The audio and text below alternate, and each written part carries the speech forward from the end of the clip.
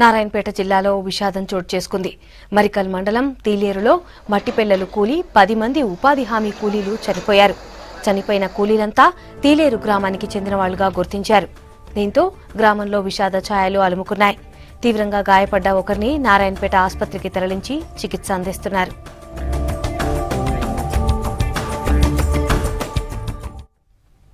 ఉపాధి హామీ కూలీలు చనిపోయిన ఘటనపై ముఖ్యమంత్రి కేసీఆర్ దిగ్భ్రాంతి వ్యక్తం చేశారు. చనిపోయిన కూలీల కుటుంబాలను అన్ని విధాలా ఆదుకుంటామన్నారు. ప్రభుత్వం నుంచి బాధితులకు పరిహారం అందిస్తామన్నారు మంత్రి శ్రీనివాస్ గౌడ్.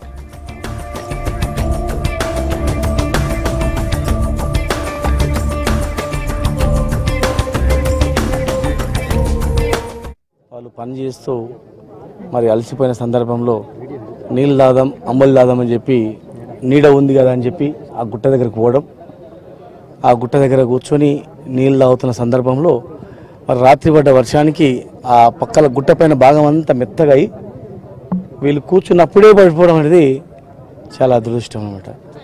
ప్రత్యక్ష సాక్షి ఎవరైతే బతికినామిందో ఆమెను కూడా మీరు విచారిస్తే పని చేసుకొని అప్పుడే పోయి కూర్చున్న తర్వాత కూర్చున్నట్లే పైనుంచి పడ్డది. నీడ ఉందని పోయినాం మనం దూరం అని చెప్పడం జరిగింది.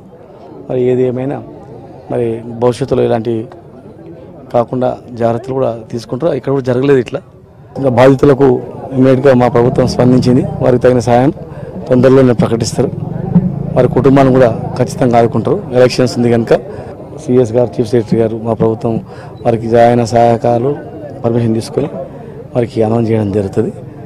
ఇది బాధాకరమైనటువంటి సంఘటన అయినా కూడా దీనివల్ల కూడా పూర్తిగా అసలు ఏం జరిగిందో కూడా ఖచ్చితంగా కూడా విచారిస్తాం.